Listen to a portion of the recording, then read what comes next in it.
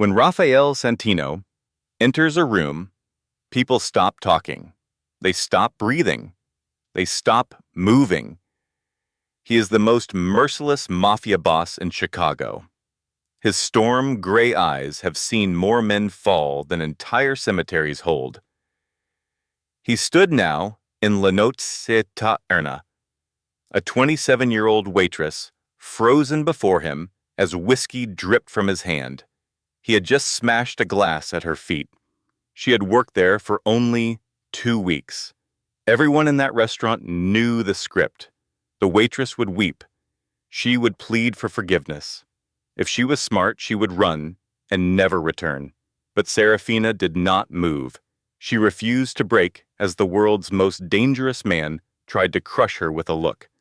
Instead, she answered his stormy gaze with a cold fire, speaking a truth so sharp that for the first time in 2 decades, Raphael Santino felt something stir that he could not identify. He had destroyed men for much less. He had ruined families for a single misplaced word. But this woman, this nobody with scarred hands, had nothing left to fear. She did not just defy him. She fractured something inside of him that 20 years of violence had sealed in ice. What began as a spoiled dinner would become the ruin of an empire and a chance for 2 souls who believed they were beyond saving. This is their story. If you need to know what happens next, hit the like button and share this with a friend who loves a dangerous romance.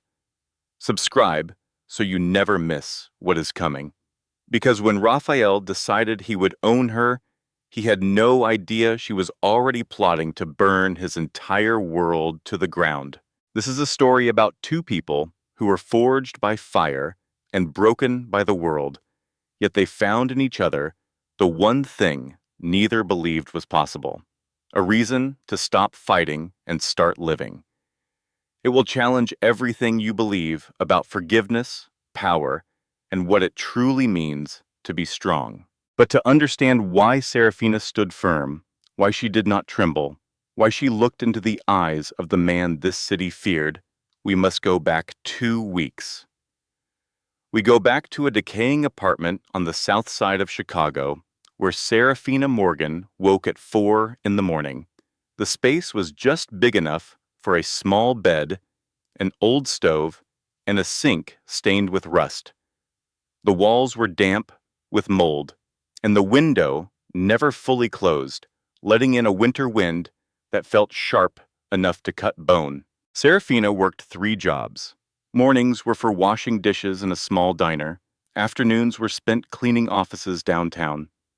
Nights were for serving drinks at a bar, where men often tried to grab her, and she had learned to move away without angering them. She survived on 4 hours of sleep and ate instant noodles or old bread from a nearby bakery. Her hands were rough, and a pale scar from an old burn ran up her arm. It was a mark from the night she lost her world. 19 years ago, an 8-year-old Serafina was pulled from a burning home by a neighbor. Her parents did not escape. The official story was faulty wiring, but Serafina knew the truth. She saw 2 black cars parked down the street just before the flames. She heard her father begging a man for more time. She remembered the sharp smell of gasoline. That was followed by 8 years in foster care, with 3 different families. 2 of them hurt her, and the 3rd was even worse. Serafina had been independent since she was 16. She taught herself not to trust anyone. She learned to read people by their eyes, their posture, and their silences. It was how she survived. She also learned that crying was useless because tears never changed anything. But for all her strength, Serafina had a single weakness named Tommy. He was her younger brother, now 23. He used to be the smartest kid in the neighborhood before the system broke him. Tommy was taken from Serafina when he was 10 and placed with another family across the city. When they reconnected a decade later, the boy she knew was gone. He was lost to drugs, gambling, and endless debt. Serafina had tried to save him. She paid his debts 3 times. Each time, Tommy swore he would get clean. Each time, he failed. But he was the only family she had left. That night, after finishing her shift, her phone rang. It was an unknown number, but she answered. Her blood ran cold. She could hear Tommy's pained sounds over the line. Then a man's voice, cold and hard, spoke. "Little sister, your brother owes us $200,000.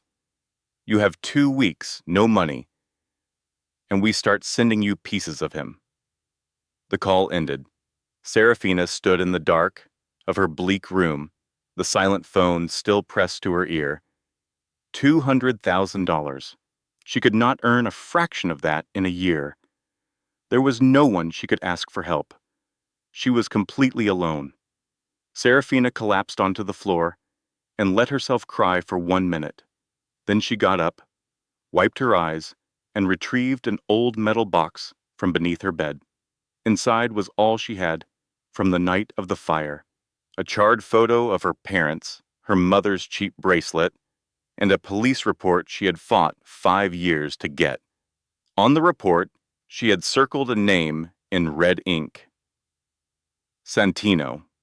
Her old neighbor, before he passed away, told her everything. Her father was in debt. The man who came to collect that night had a wolf emblem hanging from his car mirror, the sigil of the Santino family. For 19 years, that name had echoed in Serafina's mind. For 19 years, she had waited for a chance. Now, with nothing left and her brother's life on the line, she saw that her chance had finally come. She would walk into the heart of the beast. She would learn the truth. And if Santino was the man who murdered her parents, she would take back what he stole, or she would die trying. Serafina stared at her reflection in a fractured mirror. Her amber eyes were like cold steel. She knew where to begin. La Note Eterna, the most exclusive restaurant in Chicago. It was rumored that the crime lord, Raphael Santino, sometimes ate there. She would find a job inside his world. She would become a shadow, and she would wait. On that same night, over 20 miles away, Raphael Santino sat alone in the dark. He was in his penthouse at the top of the tallest tower on the Gold Coast. The only light came from the fireplace. The dancing flames cast shadows on the Renaissance art that covered the walls. The furniture was black oak from Italy. A wine collection worth millions lined one wall. A safe hidden by a painting contained weapons, money, and secrets that could bring the city to its knees. Raphael sat in a leather chair with a glass of whiskey, his storm-gray eyes watching the fire. He was 37, but his gaze was that of a man who had lived for a century. His face was sharp, with a hard jaw and black hair combed back. He still wore a black 3-piece suit well past midnight. On his finger was a white gold ring carved with a wolf, the mark of the Santino family, the shadow government that had ruled Chicago for 50 years. A soft knock came at the door. Raphael did not look. "Come in, Frankie." The door opened. Francesco Bianchi entered. He was 45, with graying hair and a scarred face that told stories of 3 different gang wars. Frankie was Raphael's most trusted man and had been a close friend of his father. He was the only person alive who could tell the boss the truth without risking his life. "Boss, we have confirmation," Frankie said quietly. "Sal Greco has been feeding information to O'Brien for at least 3 months." Raphael showed no reaction. He continued to watch the flames, swirling the amber liquid in his glass. The silence grew heavy, long enough to make any other man sweat. Frankie waited patiently. He understood that Raphael's quiet was far more dangerous than his anger. Finally, Raphael spoke, his voice devoid of emotion. "What did he give them?" your travel schedules, our shipment routes, and he is trying to gain access to the financial records. Raphael drank his whiskey, feeling the familiar burn. Sal Greco. He had known Sal for 15 years. He had put him in charge of all his legitimate businesses, the restaurants, the hotels, the properties. And now Sal was selling him out to Bishop O'Brien, the Santino family's bitter rival, the man who had murdered his father 20 years ago. "Do not touch Sal yet," Raphael ordered, his tone like ice, as he set down the glass. "Watch him. I need to know who he talks to, what he says, and what O'Brien has planned. When I have enough, I will handle him myself," Frankie nodded. "Is there anything else, boss?" Raphael paused for a moment. "I need someone new at La Nota Eterna, someone Sal will not recognize, an unknown face with no connection to our world, someone clean." Frankie's eyebrow twitched, but he did not ask why. He knew when to stay silent. After Frankie was gone, the room returned to darkness. Raphael stood and walked to the massive windows. He looked out over Chicago. The city lights spread below him like his personal playing board. But he was not thinking of Sal or O'Brien. He was thinking of 20 years earlier. He was 17, standing in a warehouse, watching his father on his knees on the cold floor. Blood was everywhere. 3 bullets tore into his father's chest. The man holding the smoking guns was Bishop O'Brien, who smiled as if he had just told a clever joke. 2 men held Raphael back. He could only watch, completely helpless. In his final moment, his father's eyes showed no fear. They gave only a command. Be strong, trust no one, love no one. Love is a weakness. Then he was gone, and a part of Raphael went with him. The part that remained grew into the monster the underworld learned to fear.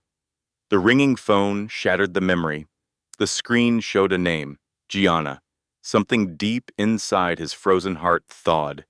He answered, his voice changing completely. It became gentle, worried. "Can't sleep?" Gianna was his 22-year-old sister, born with a weak heart. She was the only light in Raphael's world. She was his only link to humanity. "Raphael, my chest hurts," she whispered. "The doctor says I need surgery. The best specialists are at Mayo Clinic, but it costs so much." "How much?" Raphael asked. 500,000. He did not hesitate for a second. "I will handle it. Do not worry about a thing. I will do whatever it takes to make you healthy." After the call, Raphael stood alone in the dark. He looked out over the city as his face turned back to stone. His father told him not to love anyone. But he could not stop loving Gianna. She was his one weakness, and he would burn the world to ash for her. 3 days after the phone call, Serafina arrived at the doors of La Notte Eterna. It was 9 in the morning. She knew they held interviews on Monday. She wore her only good white shirt, pressed with a hot pot because she had no iron. Her brown hair was pulled back neatly. She wore no makeup. She could not afford it. All she had were her amber eyes. They were the eyes of someone who had seen too much to ever be afraid again. La Notte Eterna was even grander than she had heard. Murano crystal chandeliers hung from a ceiling 50 feet high. The black marble floors shined like a dark lake. The walnut tables were imported from Italy. Each one probably cost a year of her rent. The air smelled of lilies and sandalwood. This was a place of money and power. It was the world she needed to enter. The manager, Helena Cross, interviewed her. Helena was 35, with dark hair in a severe bun and a perfectly fitted suit. Her sharp eyes examined Serafina. "What is your experience?" Helena asked. 6 years as a waitress, Serafina said calmly. "Cafes, restaurants, bars. I can handle difficult people. I never spill, and I never cry, no matter what a customer says. Helena's eyebrow rose. She seemed impressed. Why here? This is the best restaurant in the city, Serafina said, holding her gaze. And I need the money. Helena gave a slow nod. She seemed to like the honesty. She leaned closer, her voice low. Let me be clear. This is not just about serving food. We have special guests. They do not make reservations. They just arrive. When they do, you must be perfect. No errors, no questions. Do you understand? Serafina understood perfectly. She meant the true owners, the kind of men who would know the name Santino. I understand, Serafina said. Her heart was racing, but her face was a mask of calm. Helena watched her for a moment longer. You are hired. You start tomorrow. For the next 2 weeks, Serafina was invisible. She worked perfectly and quietly, but she saw everything. She learned every employee's schedule. She found the VIP room in the back that no one could enter. She saw the black cars that came on Friday and Sunday nights. Men in dark suits would carry briefcases in. They always left with them empty. She heard the staff whisper about the restaurant's real owner. They spoke his name with a fear usually saved for the devil himself. Santino. Raphael. Santino. Serafina memorized it all. Writing anything down was too risky. She learned more about him from their stories. He never called ahead. He just appeared. He never said thank you. He once fired a server because a single drop of water touched the tablecloth. He was a monster, and he was Serafina's target. On her 14th night, Serafina was cleaning tables. Margaret, a waitress of 45 years, ran in from the back door. Her face was white. He is here, Margaret whispered to Helena, her voice shaking. I saw the black Bentley. It is Santino. Helena shot to her feet, her own face losing all color. She faced the staff in the kitchen. Everyone, to your stations. There will be no mistakes. Do not look him in the eye. Do not speak unless he speaks to you first. Serafina stood in a corner of the kitchen. Her heart pounded like a drum, but her expression was calm. The moment was finally here. She had waited 19 years. She had prepared for 2 weeks. Now she would meet the man she believed murdered her parents. She did not know his face. She did not know what he would do. She only knew she would not run. She had already lost everything. There was nothing left to lose. The kitchen fell into a state of quiet panic. The chefs stood straighter by their stoves. The dishwashers froze, afraid to make a sound. The servers lined up, their faces pale. Helena stood in the middle of it all. Her voice was quiet but sharp. Table 7, the VIP room. Margaret, you will serve him. Margaret had worked there for 15 years. She had served senators and movie stars without a tremor. But now she was shaking her head. I cannot, she pleaded, her voice breaking. Last time he almost fired me over a drop of water. It took 3 weeks of begging to keep my job. I have children, Helena. I cannot take that risk. Helena looked at the other staff. No one met her eyes. Every head was down. They hoped silence would make them invisible. Sambatat.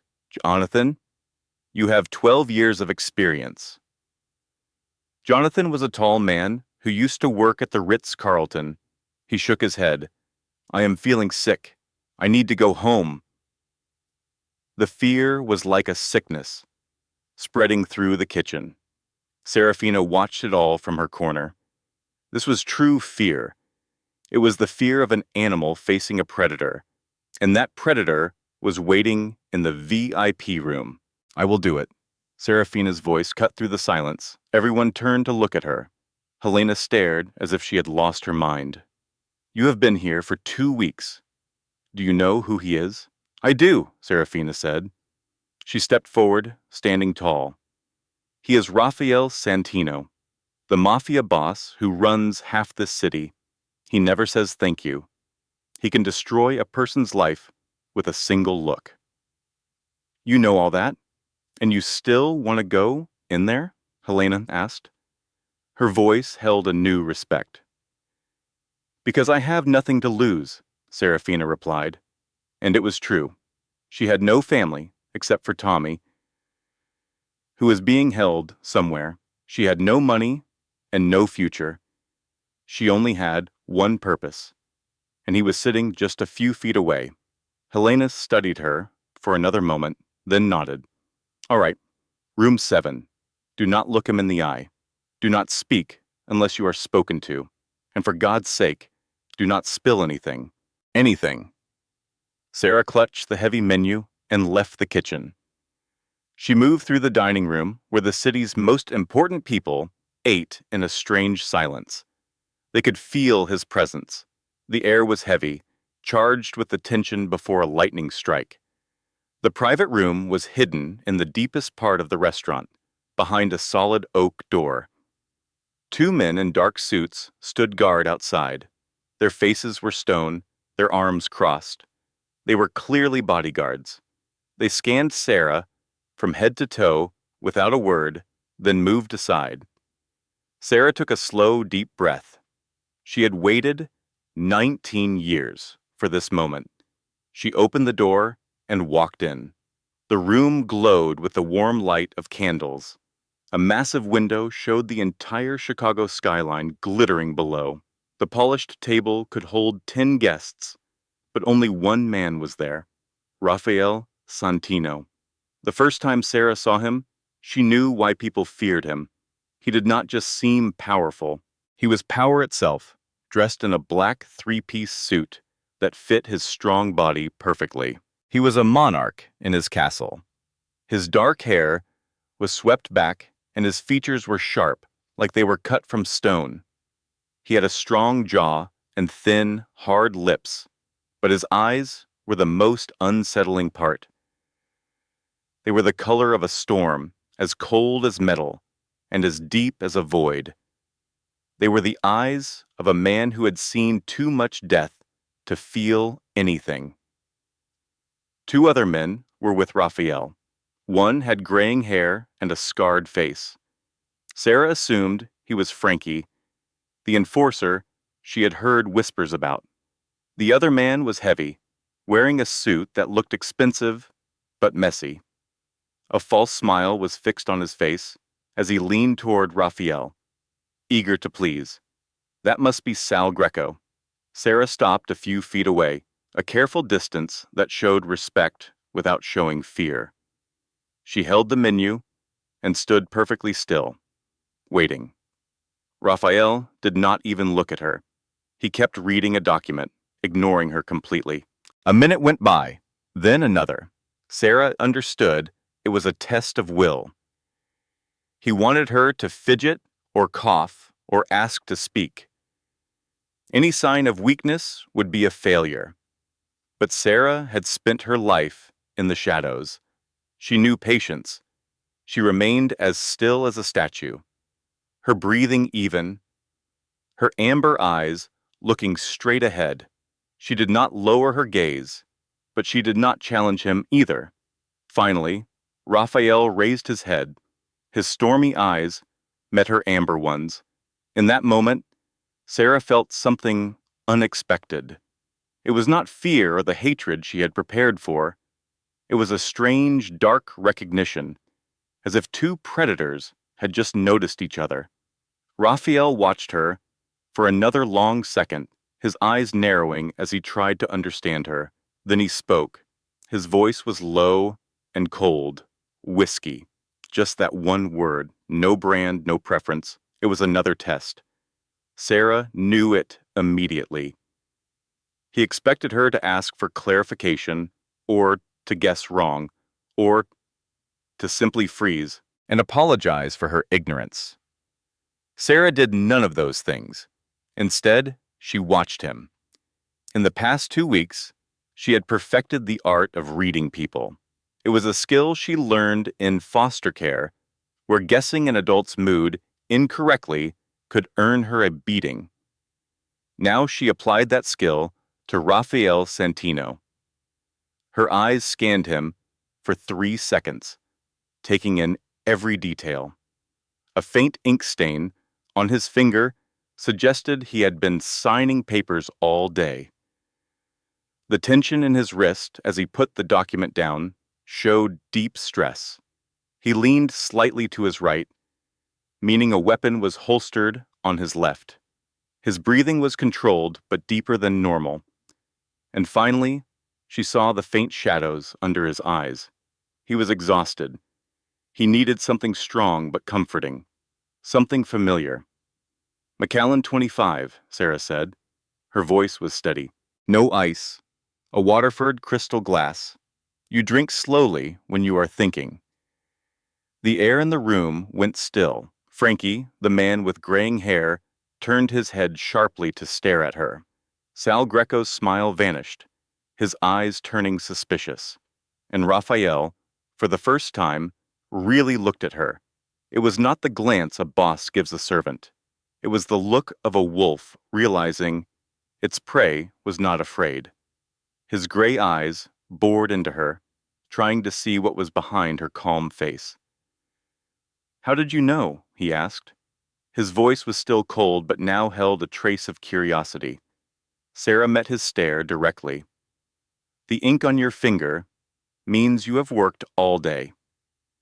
Your wrist is tight from stress, and you have not slept well for at least 3 nights. Macallan 25 is for someone who needs reliability, not a risk.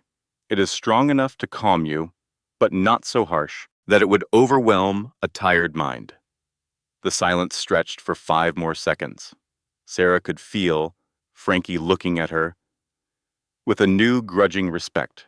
Raphael himself said nothing. He just gave a single, small nod. It was a clear sign of approval. She turned to get the drink, but Sal Greco's voice stopped her. "Wait." It was a thick, unpleasant sound. "You are new, right? I have not seen your face before." Sarah stopped and faced him. Sal Greco was a large man stuffed into a fine suit, with sweat on his brow. His eyes crawled over her body in a way that made her feel dirty. He looked from her face, down her neck, to her chest, making no effort to hide his inspection. "I started 2 weeks ago, sir," Sarah answered, her voice even, though her body tensed. 2 weeks, Sal chuckled, his teeth stained from cigars. "So you are still fresh." "Boss," he said, turning to Raphael with a slimy grin. "Let me show her how we do things here. I am good at training the new ones." The way he said, "training," made Sarah's stomach turn. She knew what he meant. She had seen men like him her entire life.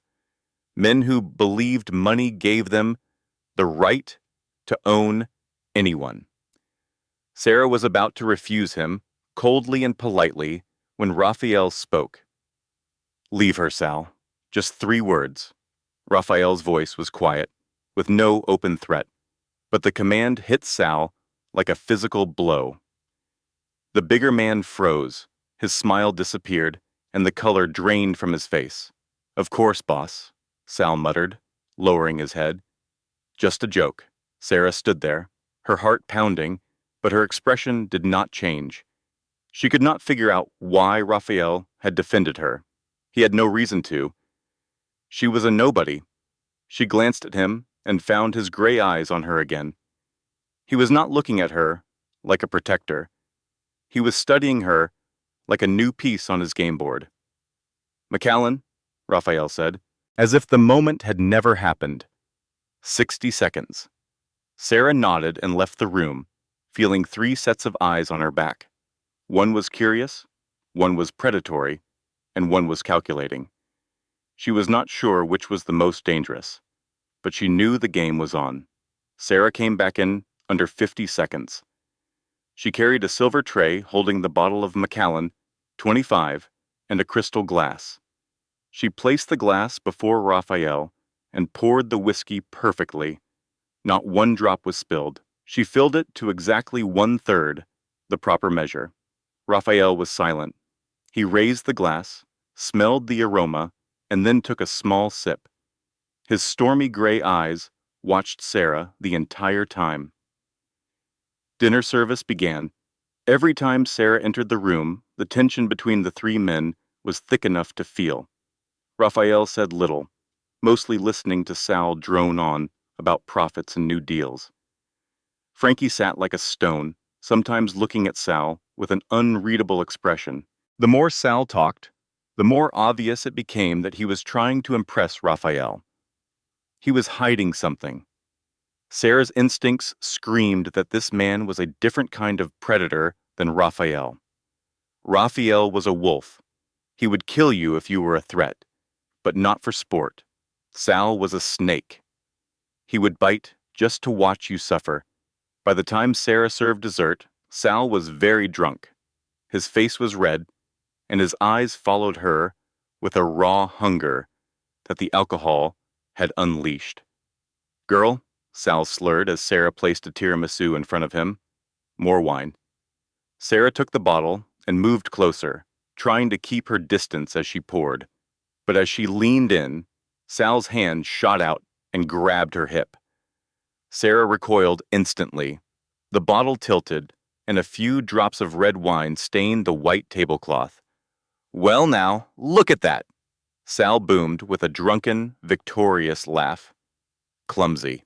It was a small thing, a simple wine spill on a tablecloth. The boss asked about the bottle's cost. $500, he guessed. That was likely more than Sarah earned in a month. She stood there, frozen, her hand gripping the bottle. She imagined breaking it over his head, screaming that he had touched her. But in this world, her words meant nothing. She was a server, a nobody. Raphael glanced from the stain to Sarah, then to Sal. His face was a mask. The silence felt like a rope tightening around her neck. Then Raphael did the unexpected. He raised his glass of Macallan 25. He threw it down at her feet. The crystal shattered with the force of a gunshot, exploding across the marble floor. Whiskey soaked into the black shoes she had spent an hour polishing that morning. Sal's mouth hung open before he erupted in laughter. Frankie just frowned. The entire room held its breath. Raphael's eyes were like ice as he looked at Sarah. "That, Sal, is how you spill something," he said. His voice was calm, as if discussing the weather. Then he turned back to Sarah. "Clean it up, and understand there is no place for weakness here." Everyone watched, waiting for her to break. They expected tears or an apology. They expected her to fall to her knees and beg for her job, just as others had before. Sarah did none of that. She looked at the broken glass, glittering like 1,000 tiny knives in the candlelight. Then, with a slow grace that stunned them all, she knelt. She began picking up the shards with her bare hands. No cloth, no protection, just skin against razor-sharp crystal. The first piece cut her finger.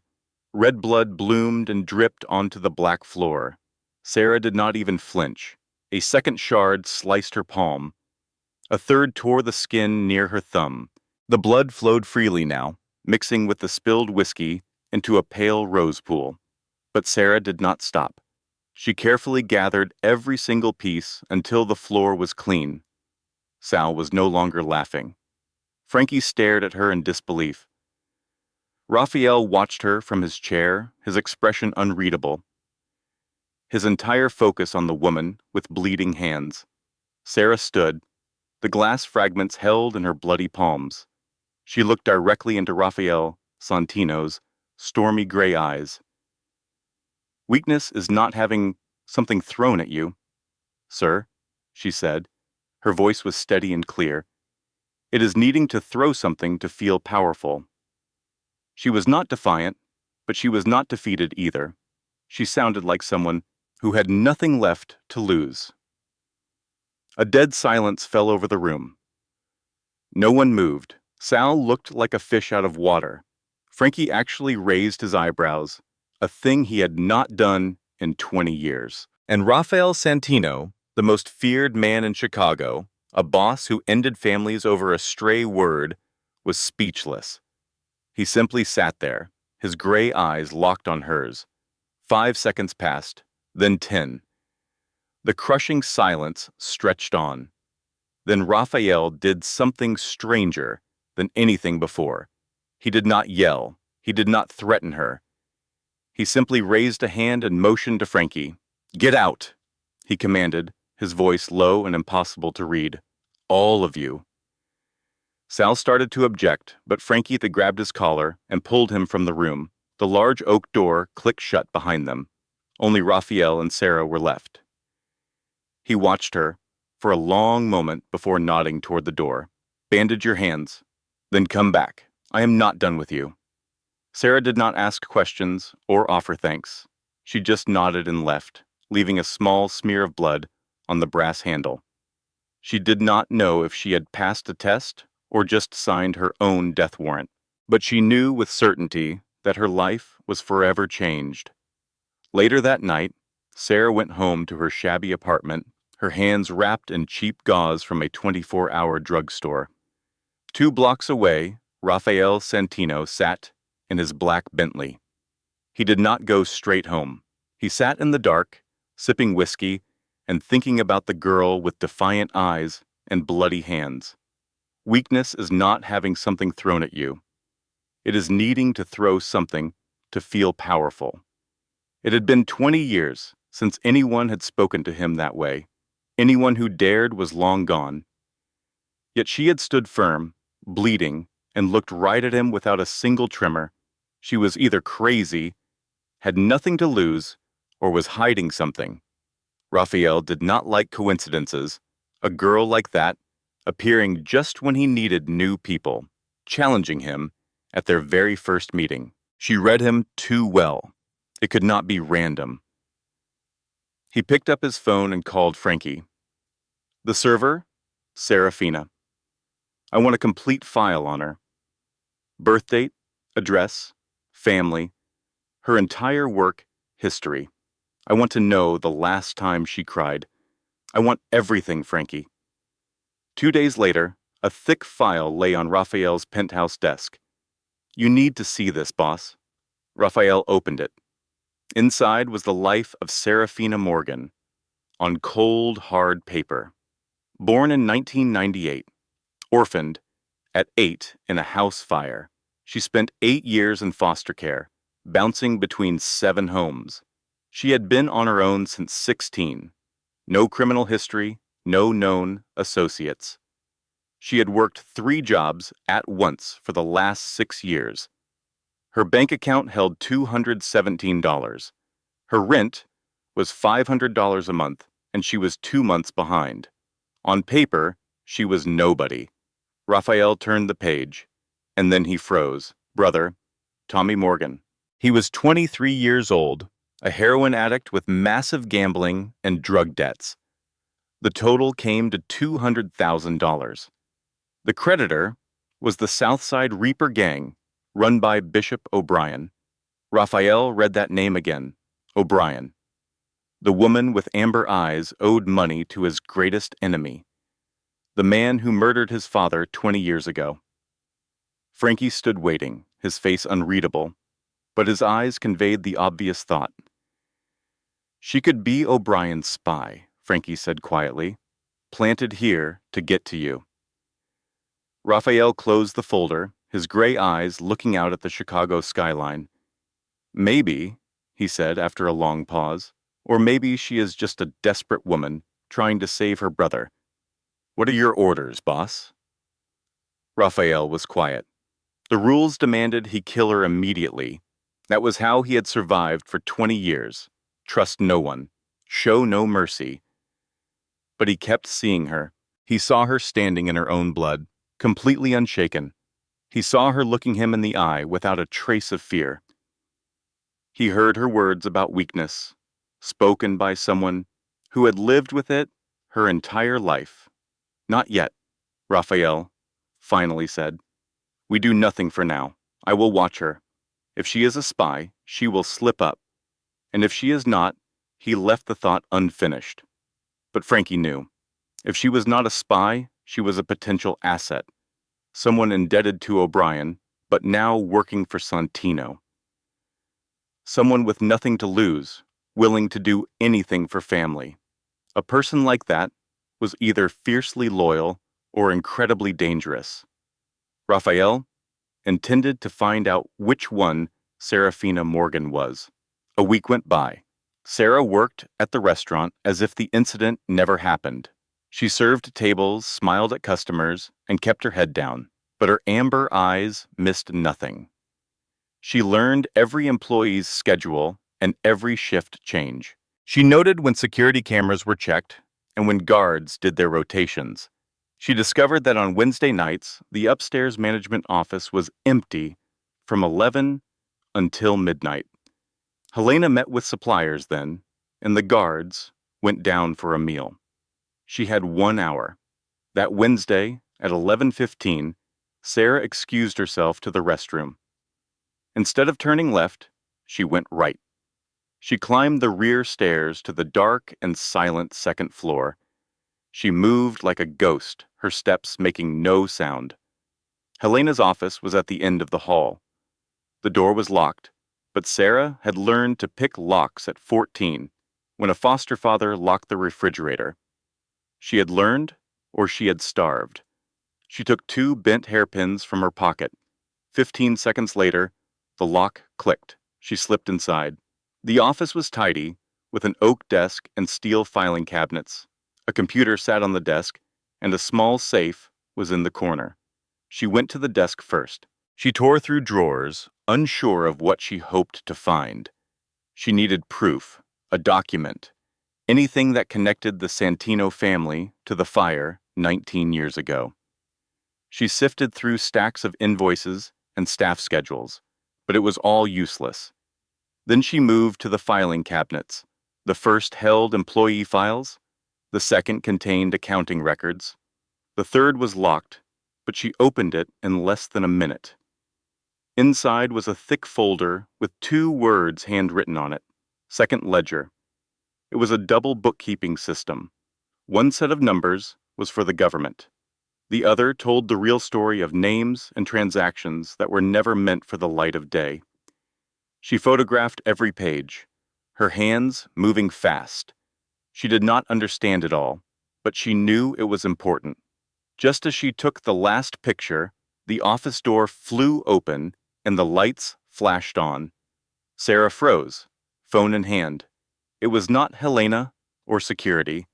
It was Sal Greco. The heavy man stared at her, then at the open folder, then at her phone. A slow, greasy smile spread across his face, like a cat cornering its prey. Sal stepped inside and shut the door behind him. "Little girl," he said, "I knew there was something different about you. Too pretty, too clever, too quiet for a simple server. And here you are, digging in the boss's private files." Sarah slowly placed her phone on the desk. Her mind raced, searching for an escape. The window was too small and Sal blocked the only door. She had no weapon. "This is not what it looks like," she said, her voice even. "Is it not?" Sal moved closer, the smell of stale cigars and cheap whiskey filling the air. "You are a spy. Who sent you? The police? O'Brien? Or are you just some curious little thing selling secrets to the news?" "I was lost," Sarah said, stepping back. "I was looking for the restroom." Sal laughed, a loud, ugly sound. "The restroom is downstairs. People do not get lost inside a locked office with an open file cabinet. Do not play me for a fool." He backed her into a corner, his eyes crawling over her body. "But you know," he said, "I can keep a secret. I am very good at that, if you make it worth my while." The wall was cold against her back. There was nowhere else to run. Sal was a single step away, his hot breath on her face. "No," Sarah said. Her voice was like ice, but her heart hammered against her ribs. Sal just smirked. Wrong answer. He reached for her. Sarah braced herself to fight back, knowing it might be the last thing she ever did. She would not let him touch her without a fight. Then a quiet voice came from the doorway, which had opened without a sound. "Sal." The voice was low, cold, and instantly familiar. Both Sarah and Sal went still. Sal spun around and saw Rafael Santino standing there. He had one hand in his pocket, and his posture was relaxed, but his stormy gray eyes were not. They were like cold steel. Locked on Sal with a look of pure disgust. "Boss," Sal stammered, his face turning pale. "This is not what you think. I found her snooping in your office. I caught her." "Get out," Raphael commanded. His voice was quiet, but it carried the weight of a death sentence. "Frankie will come find you later." For a moment, Sal just stood there with his mouth hanging open. But Raphael's stare broke him, and he scrambled from the room like a beaten animal. The door clicked shut, leaving Sarah alone with Raphael. He looked from her to the open folder on the desk, to her phone. He said nothing as the silence in the small room grew heavy. Sarah stood her ground. There was no point in running or begging. Lies would be useless now. Raphael finally moved, stopping just a few feet away from her. "What were you looking for?" he asked. His tone was calm, as if he were asking about her drink order, not catching her stealing his most valuable secrets. Sarah met his gray eyes. She knew a man like him, who lived through violence and betrayal, could see through any lie. But she could not tell him the truth, not yet. "I was lost," she said evenly. "I was looking for the restroom." Raphael watched her for a long moment, then he let out a short, dry laugh.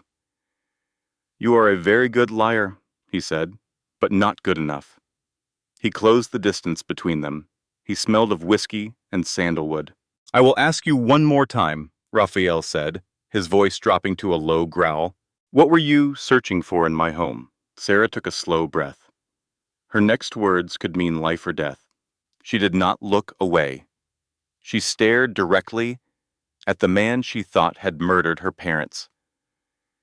"And what if I told you that you have no right to know?" Raphael studied her face without blinking. He tilted his head slightly, as if he were examining a piece of art. "Then I will have to find another way to get my answer," he said, turning to leave. "And that way will not be as pleasant as this conversation. You have one day to decide. I want an answer tomorrow night." Sarah did not sleep. She lay on the cheap bed in her small apartment, staring at the cracked paint on the ceiling. Her mind replayed 1,000 different scenarios. She could run. She could leave Chicago tonight, change her name, and disappear. But that meant leaving Tommy behind. Her brother was still in O'Brien's control, maybe hurt, maybe bleeding, maybe worse, while she did nothing. She could not do that. She had spent her whole life running. She ran from abusive homes and from terrible jobs. She ran from men who saw her as an object. This was different. This was not just about her anymore.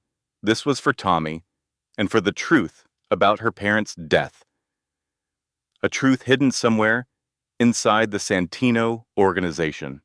The next evening, at exactly 7 o'clock, Sarah walked into La Notte Eterna. Helena did not give her a section of tables. Instead, she pointed her toward VIP room 7. "He is waiting," Helena said. Her voice was flat, but her eyes showed a hint of pity. Sarah just nodded. She did not need luck. She needed to be calm, and she needed a strategy. She had both. The VIP room was the same as before, with candlelight and a glass wall overlooking the city lights. But this time, Raphael was by himself. There was no Frankie, no Sal. It was just the boss, a black suit, and an open bottle of whiskey. "Sit," Raphael said, without looking at her. Sarah pulled out the opposite chair and sat. She did not ask permission. She sat like an equal, here to negotiate, not a servant here for judgment. Raphael finally looked up, his gray eyes seeming to see right through her. He did not waste any time. He told her he knew about every dark part of her life. He knew about her childhood and the fire. He knew about the $200,000 debt her brother Tommy owed to O'Brien. He saw more than just a waitress. He saw a desperate woman whose loyalty could be bought. Sarah was not surprised. She expected this from a man like Raphael Santino. He never let anything happen in his world without knowing why. She answered calmly that if he knew that much, then he already knew why she was there. Raphael considered this. He said he had some ideas. Maybe she was a spy for O'Brien, sent to get close. Maybe she was a reporter chasing a story. Or maybe she was just a girl trying to save her brother by selling his secrets. Sarah was quiet for a second, then said it was none of those things. Then what is it? He asked. She told him it was her own business. Raphael's eyes narrowed as he watched her. The silence stretched until she could feel her own pulse. Then he poured 2 glasses of whiskey and pushed one toward the outsmabte. He explained that her brother owed O'Brien $200,000. Raphael said he would pay it. Sarah froze, leaving the glass on the table. She asked what he wanted from her. He took a slow drink. Then he told her she would work for him, not as a server, but at his side. He said she would watch and report to him. He explained she had a gift for reading people. She had known what Sal was instantly. She had even guessed his drink. He needed that skill. She would go with him to meetings. She would tell him who was a liar, who was hiding something, and who planned to betray him. Sarah knew what he wanted. He needed an outsider's perspective. She could see the things he was too close to notice. She also knew this was her chance. Getting close to Raphael Santino was the only way to find secrets a server could never access. It was how she would learn the truth about the fire. She would find out if he was part of her parents' deaths. First, she needed to see her brother. She had to know he was alive before she would agree. Raphael studied her for a moment and then nodded. He pulled out his phone and typed a message. 2 minutes later, a door opened.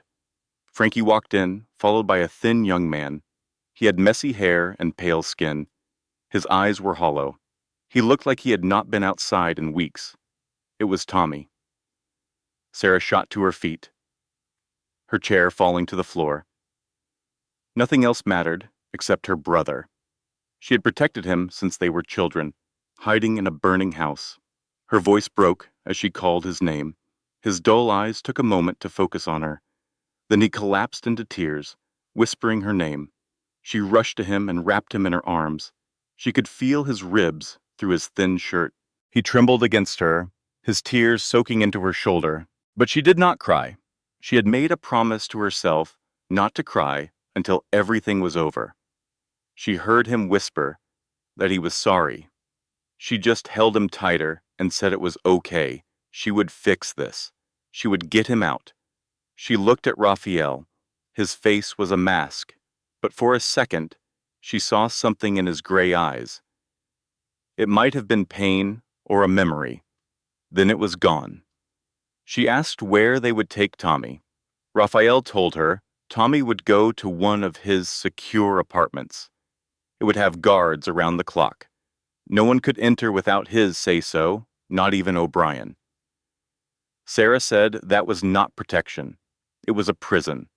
Raphael did not disagree. He said it was better than O'Brien getting him. It was better than Tommy going back to heroin. Sarah clenched her jaw. She hated being trapped with no good choices. He was right. Finally, she agreed. Her voice was like ice. Raphael nodded, as if he expected her answer. He stood and walked closer, his shadow covering her. He told her that she belonged to him now. He warned her not to make him regret it. Sarah looked up into his stormy eyes. She told him not to make her regret trusting him. Something changed in his face. It could have been surprise or amusement. Then he turned and walked away. He left her there with her brother in her arms. A deal with the devil was made.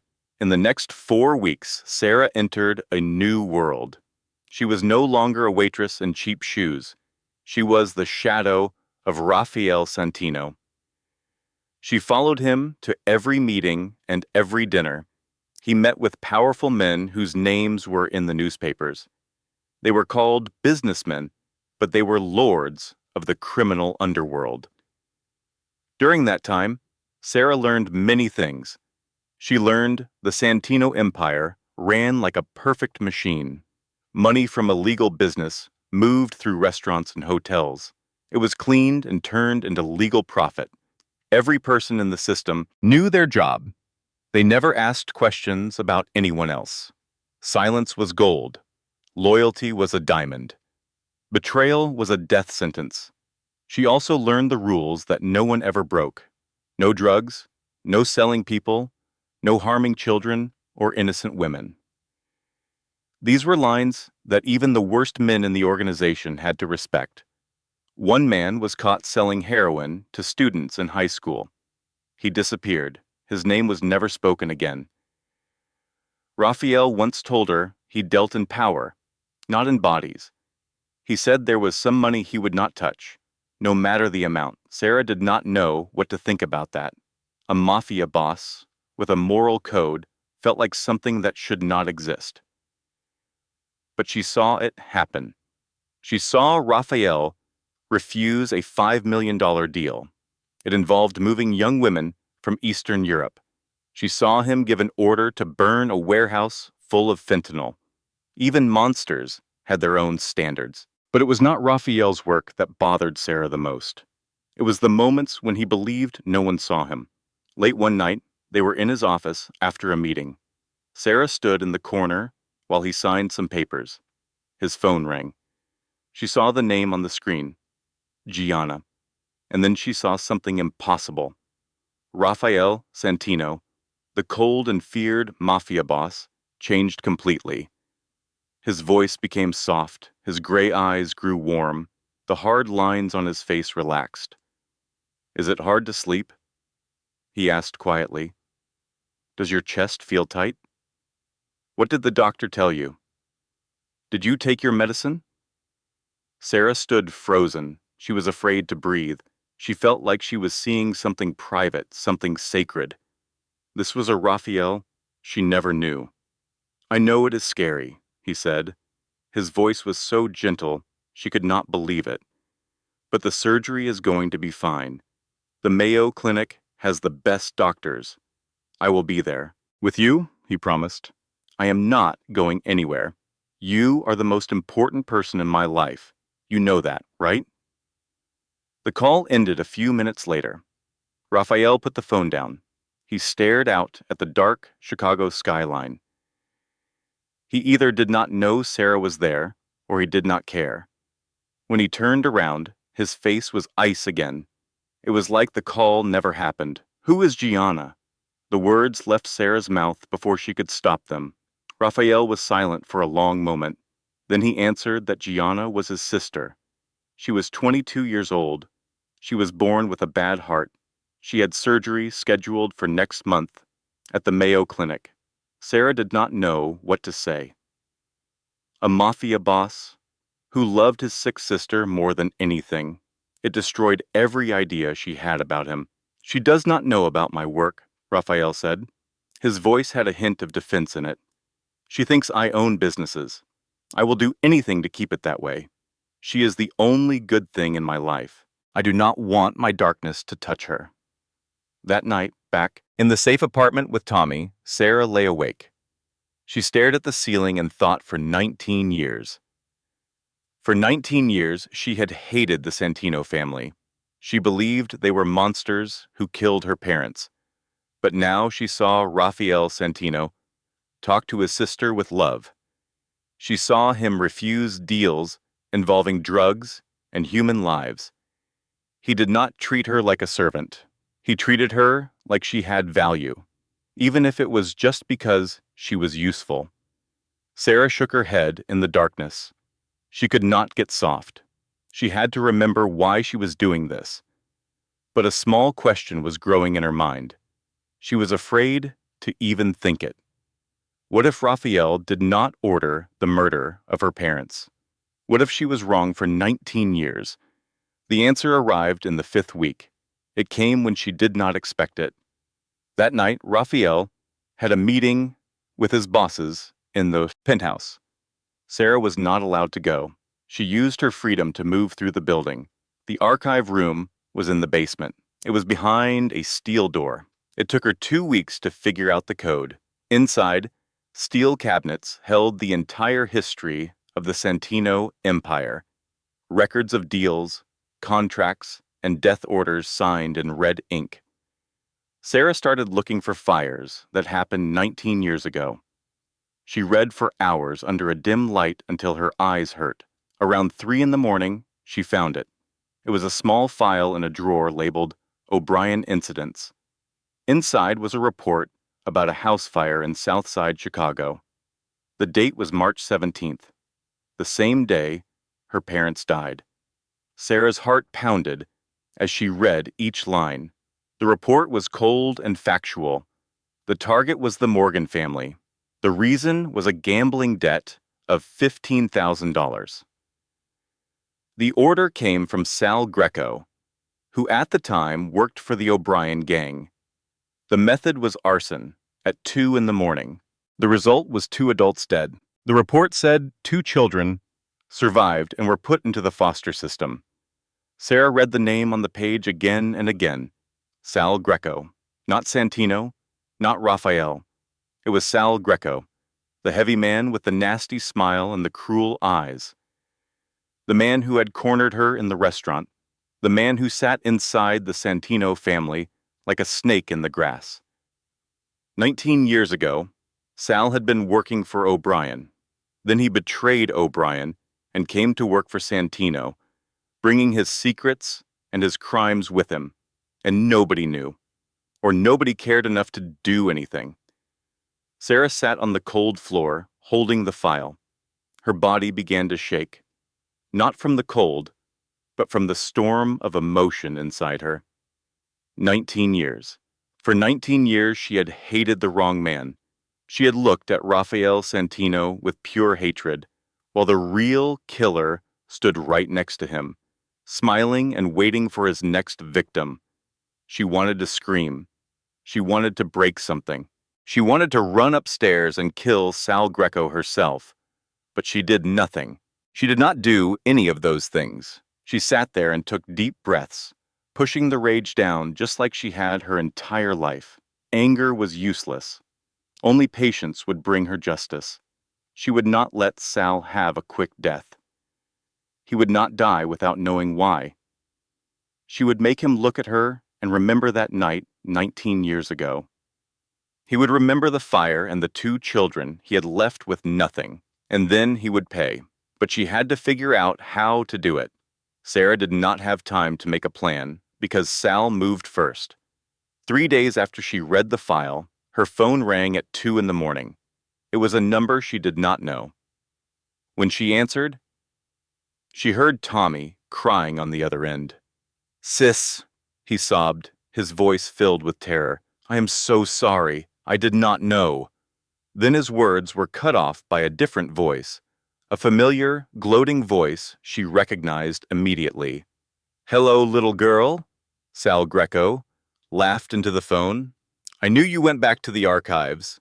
Did you think I would not have someone watching you? I bet you found something very interesting." Serafina sat up in bed. Her heart was a hammer against her ribs, but her voice was cold and even. "What do you want?" "You know what I want," Sal sneered.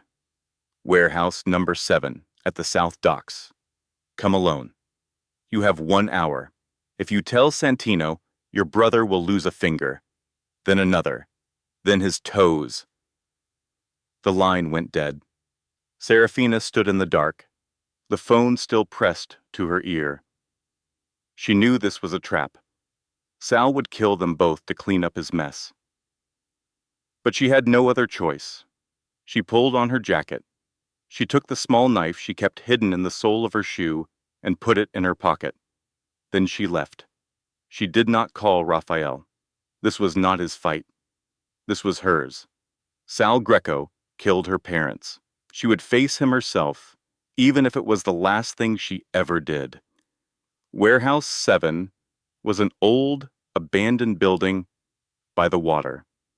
The smell of salt and rust filled the air as she walked through the door. The warehouse was a pit of darkness. A single light bulb showed me everything I feared. My brother Tommy knelt in that small circle of light. His hands were bound. His face was a mess of bruises and blood. 2 men with guns stood over him. And from the shadows behind them, Sal Greco appeared. The man smiled, a sight that made me want to scream. He stepped into the light, his expensive suit stained with sweat. Sal spread his arms wide. "Little girl," he said, "you are right on time." I walked forward, my eyes locked on Tommy. I tried to tell him it would be okay, even though I knew it was a lie. "Let him go," I said. My voice was ice. "You wanted me. I am here." Sal laughed, a hollow sound in the vast space. "Oh, naive little girl. You think this is a trade? You both know too much. You are both going to die." He moved closer, his eyes filled with a sick kind of joy. "But first, tell me what you read in that file." I stared right into his eyes. "I read that you burned my home down 19 years ago. You are the one who murdered my parents." Sal's smile vanished for a moment. Then it came back, wider and more terrible. "Ah." He nodded, as if remembering something pleasant. "The Morgan family. That little house on the south side. Your father had gambling debts, did he not? The fool tried to make a deal with O'Brien." He chuckled softly. "I was only supposed to scare him, but you know what?" He tilted his head, pure madness in his eyes. "I love fire. I love watching things burn. I love the sound of screams. Your father screamed. Your mother screamed louder. My whole body shook with fury. My hand gripped the knife hidden in my pocket. I wanted to kill him, but his men would shoot me before I took a single step. And you," Sal continued, moving toward me, "the 8-year-old girl with strange yellow eyes. I saw you escape. I meant to come back for you, but a neighbor ruined my plans. It is a shame. If I had finished the job that night, I would not be standing here today." He raised a gun and aimed it at my head. "But that is fine. Better late than never." I closed my eyes. I was ready to die. My only regret was failing Tommy. I would never see justice. A shot exploded through the warehouse, but I felt nothing. I opened my eyes. Sal was looking down at his own chest. A red stain was growing on his shirt. He looked toward the entrance in disbelief. The huge doors flew open. Rafael Santino was standing there. He held a smoking gun. Behind him were Frankie and 10 other men, all of them armed. Sal's men dropped their weapons immediately. Rafael walked forward. His steps were slow and heavy on the concrete floor. His gray eyes were colder than ice. He stood over Sal, who had fallen to his knees. "I knew you were a traitor," Rafael said. His voice was quiet. "I knew you sold secrets to O'Brien, but I did not know you were the kind of garbage who burns houses and kills innocent people over $15,000. Sal tried to answer, but Rafael had already moved on. He went to Tommy and cut his ropes. He told Frankie to get him out of there. Then he looked at me. I was shaking, tears streaming down my face. "He murdered my parents," I managed to say. Rafael nodded. "I know. I saw the file after you. We have cameras in the archive room." He almost reached for me, but stopped. "We will talk later. Go home." He glanced at Sal on the floor. "As for this piece of trash," he told Frankie, "take him to the North Warehouse. I will deal with him later." Sal Greco disappeared forever. I never asked what happened there. I did not need to. 2 days later, Frankie gave me a small box. Inside was the gold ring Sal always wore on his pinky finger, the one with his initials carved into it. "The boss wants you to have this," Frankie said. His voice was empty, but his eyes showed a new respect. He said, "This proves the debt is paid." I held the cold, heavy ring. For 19 years I had wanted this, but I did not feel victory. I just felt hollow. That evening, Raphael called me to his penthouse. It was not a meeting. It was just the two of us. The room was lit by a fireplace. He stared into the flames. "Tell me," Raphael said without looking at me. "From the beginning?" And I told him about the fire 19 years ago. I was 8 years old. I told him about the smell of gasoline and my parents' screams, about the 11 years I spent in the system. I told him about crying myself to sleep, vowing to find the people who ruined my life. I told him about Tommy and how I lost him, only to find him broken. I talked about the police file that named Santino. I had hated the wrong person for 19 years. Finally, I explained why I joined La Eterna. "I came for the truth," I said, my voice rough. "I believed the Santino family killed my parents. I thought you killed them. I wanted to find a way to destroy you." I laughed, a bitter sound. I was wrong. The killer worked for you, and you killed him for me. Raphael was silent the entire time. He just listened, absorbing every word into his own darkness. When I was done, the silence in the room felt heavy. At last, he spoke. His voice quiet and hard to read. "You came here to end my life." "No," I shook my head. "I came for the truth. Killing you was just an option if you were guilty, but you were not. Sal was, and you handled him." Raphael stood and turned his back to me. He looked out over the city of Chicago. "I knew you were not a spy for O'Brien," he said. "I knew that a long time ago. But you were hiding something. A person with nothing to lose is not a threat. But you had something you needed to protect. Your brother. And something else inside you. A secret that was eating you alive. Now I understand." He faced me again, his stormy eyes meeting mine in the firelight. "You have your answer.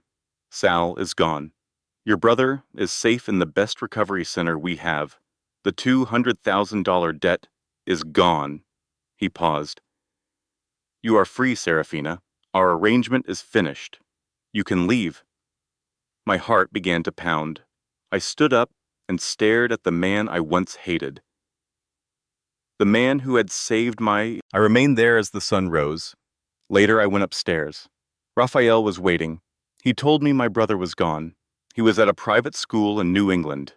He was safe now, far from Chicago. Raphael pushed a plane ticket and a new identification across the table. "You are free," he repeated. "You kept your part of our deal. You were my shadow. You saved my brother." Now he was letting me go without asking for anything. I should leave. I should take Tommy and begin a new life. It was the smart choice, but I could not move. What if I do not want to go? The words came out on their own. Raphael went still. His eyes grew dark, with an emotion I could not name. It might have been surprise or caution. It might have been something more dangerous. "Do you understand what you are saying?" he asked, his voice low. "If you stay in this world of blood and secrets. There is no going back." "I know." I stepped toward him. For the first time, I felt like I belonged somewhere.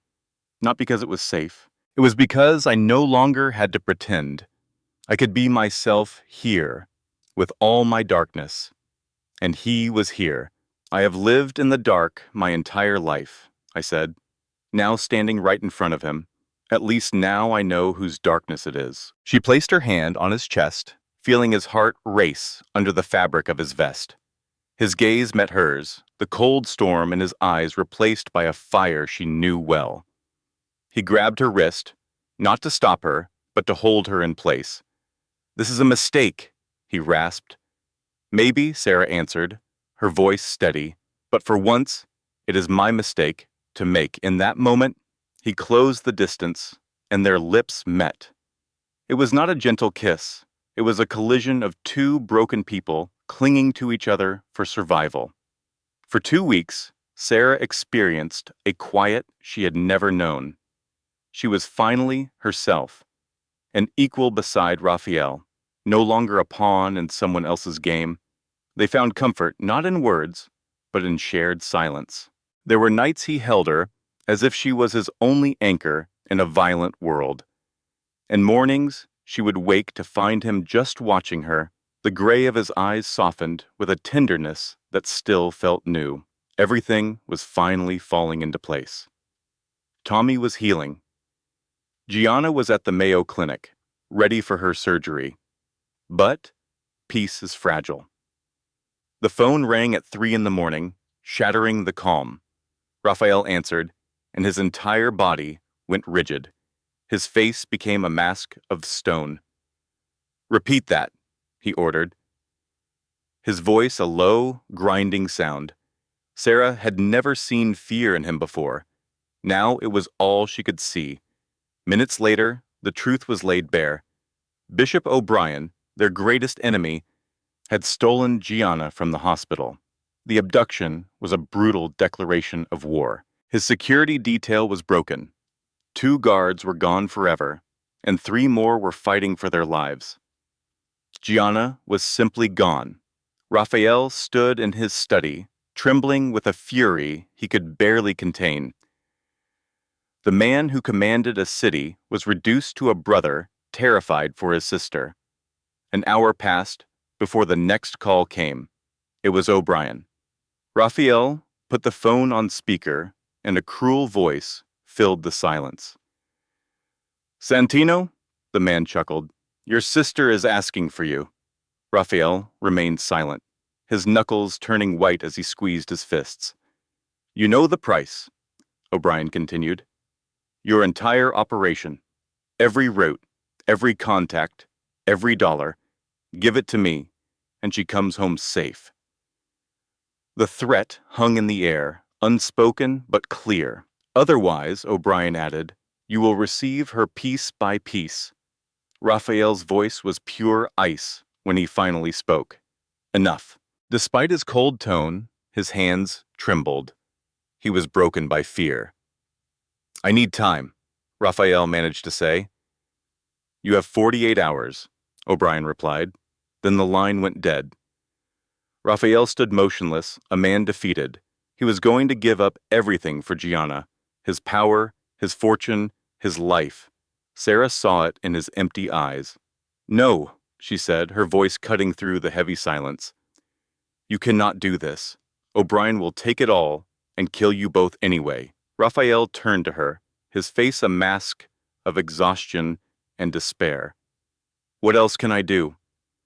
I do not know where he is. If I move against him, he kills her." Sarah took a steadying breath. "Then let me find her," she said. "Let me be the bait." Raphael stared at her, his expression unreadable. "He knows I am with you," she pushed on, her voice even. "If he captures me, he will take me where she is." "Absolutely not," Raphael shot back, his voice like cracking ice. "It is the only way," she insisted. He grabbed her shoulders, his grip tight with desperation. "Do you have any idea what he would do to you?" "I know," she said, meeting his gaze, without flinching. "But this is not for you to decide. This is my choice." His eyes, a mix of fury and terror, searched her face. "You taught me what it meant to have a choice," she said softly. "Please do not take that from me now."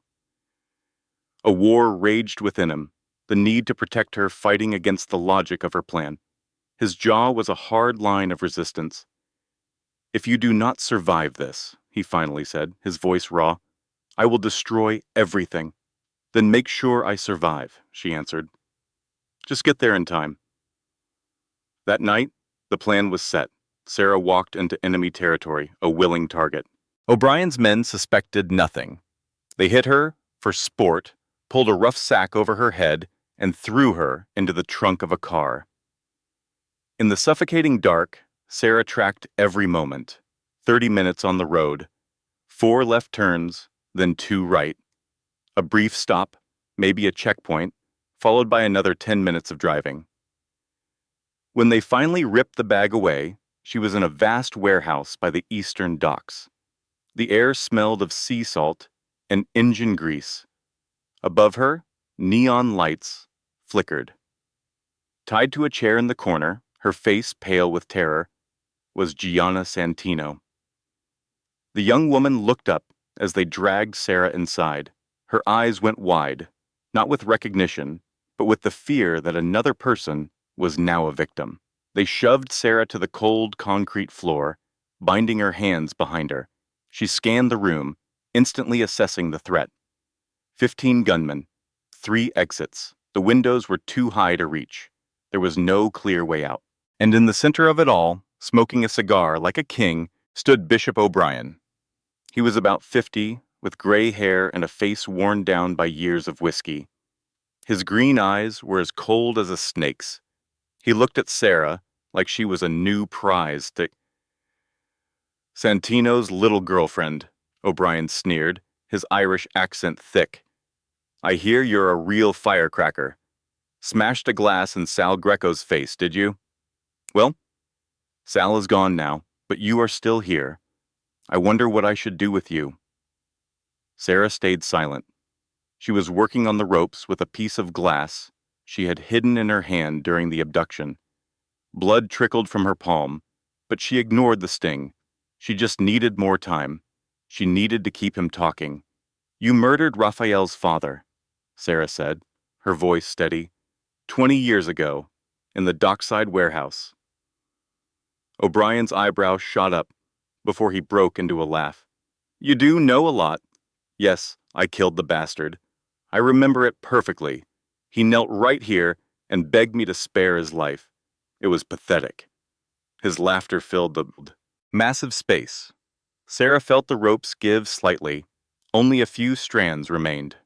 Now his son is about to lose it all, O'Brien gloated, walking over to Gianna, who trembled in her chair. The empire, the power, and his precious little sister. He reached out, stroking Gianna's cheek. The girl recoiled as tears streamed down her face. Sarah gritted her teeth, sawing faster. More blood flowed. The rope broke.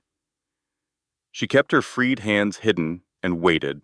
Suddenly, an explosion rocked the building from outside. Then, gunfire erupted. O'Brien spun around, his expression turning dark.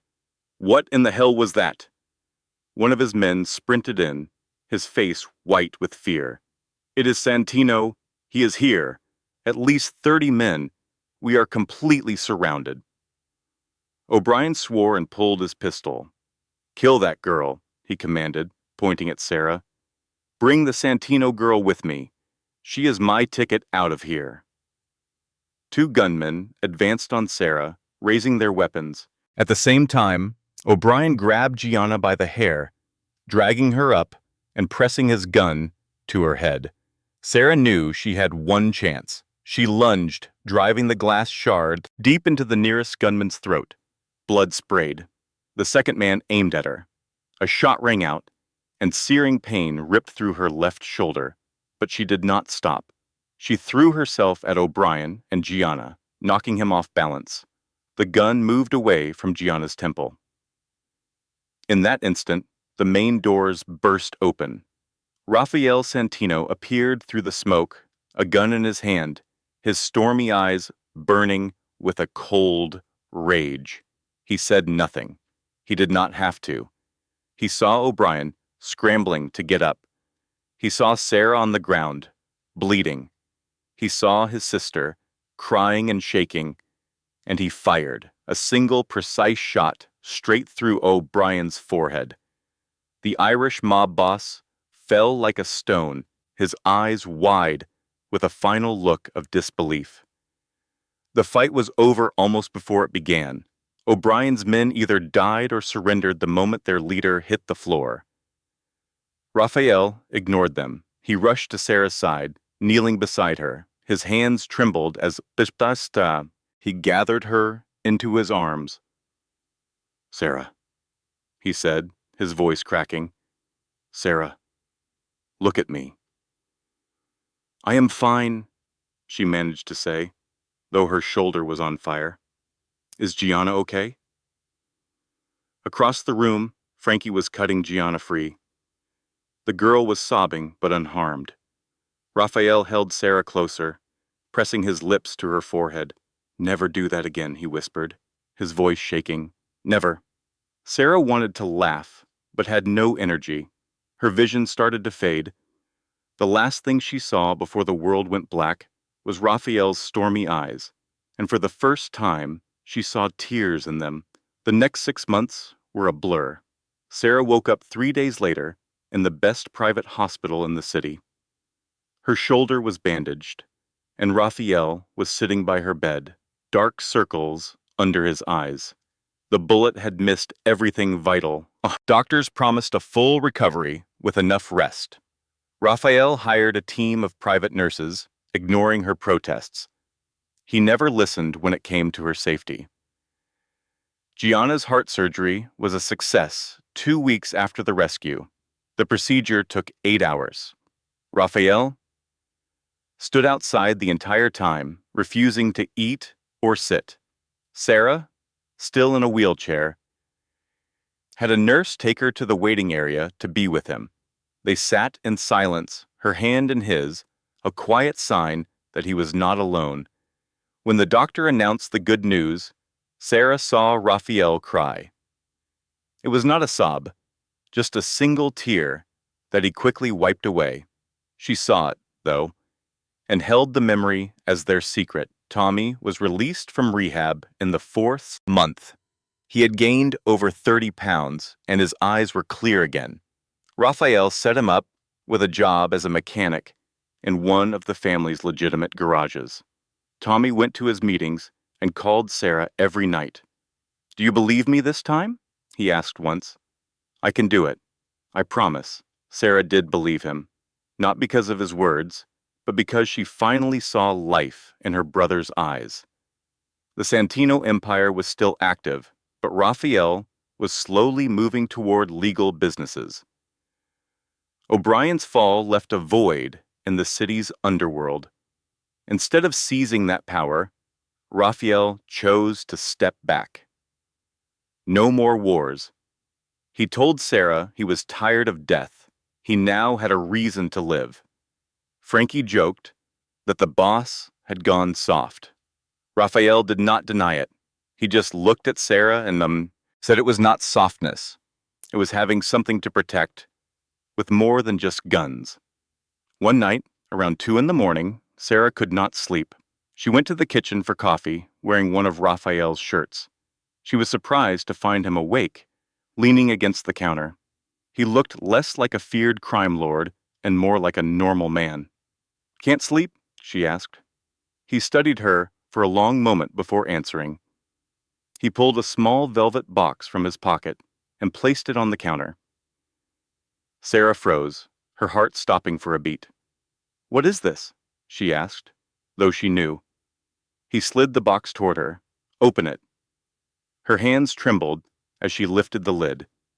Inside sat a simple, elegant diamond ring. It caught the light, sparkling like a tiny star. "I do not know how to be a husband, because Raphael said, his voice low and raw. "I do not know how to love right. I have lived in darkness for too long." He took a deep breath, gathering his courage. "But if you give me time, I will learn. I will learn every single day until I am a man who deserves you." Sarah looked from the ring to his face. The man before her was no longer the cold monster she once despised. He was just a man trying to find his way home, just like her. "You do not need to learn," she said, stepping toward him. "You just need to be here." She took the ring and put it on her finger. It was a perfect fit. "And I do not know how to be a wife, either," she added with a small smile. "We can figure it out together." Raphael looked at her, and then a true smile transformed his face, lighting up his stormy eyes and making him look 10 years younger. 1 year later, Serafina Morgan and Raphael Santino stood on the steps of the courthouse. There was no large ceremony, just the people who mattered. Frankie and a healthy Gianna were their witnesses. Tommy stood next to Sarah, his smile wider than she had seen in years. She wore a simple silk dress. Raphael wore his customary black suit, but the man inside it was different. The coldness in his eyes was gone, replaced by a warmth that still made her feel safe. After they were pronounced husband and wife, he kissed her. A sense of peace washed over Sarah, like finishing a race that had lasted her entire life. Their life was not a fantasy. The shadows of their past never completely vanished. Raphael still managed his business, now mostly legal, but some nights were long. Sarah managed the restaurant, La Note Eterna, transforming it into one of Chicago's finest. She never forgot her own past, training her staff with a firm kindness. One evening, she found a new server shaking before serving an important table. Sarah looked the young woman in the eye. "Listen to me," she said gently. "Nobody gets to make you feel worthless. Your value is not determined by them. It is determined by you." Hope sparked in the girl's eyes. When Sarah turned, Raphael was there, holding a small bouquet of flowers. "Ready to go home?" he asked, his gaze still capable of making her heart skip. She nodded, passed her duties to Helena, and joined him outside. They walked into the Chicago sunset, side by side. They were two survivors who had discovered a quiet peace together. The world around them was the same, but they were different. They were no longer alone. Theirs was the story of a girl who had known only pain and the powerful man who learned to love from a woman who would not be broken. It was proof that even in the darkest soil, something beautiful can grow. Some believe there are only two paths in this world, the one holding power and the one on their knees before it. But there is a third way. It is the path of standing firm without raising a weapon. That is the path that creates change. Their story teaches a simple truth. Life will hurt you, but you always have a choice in how you respond. Serafina chose courage over fear. Raphael chose a different path than the one he was on. They both chose to believe in each other when it made no sense to. Their choices gave them a future. If their story moved you, please consider sharing it. Subscribe for more stories that explore the strength of the human heart. Let us know what you think about their journey. Can love truly grow from the darkest of places? Share your thoughts with us in the comments below. We read and value every single one. For everyone watching, we wish you good health, a joyful life, and daily peace, especially when times get hard. Always remember that you are worthy of being loved. Thank you for listening to the story today. Goodbye, and we will see you in the next video. This content was carefully researched, developed, and manually edited by our team to bring you meaningful stories and valuable life lessons.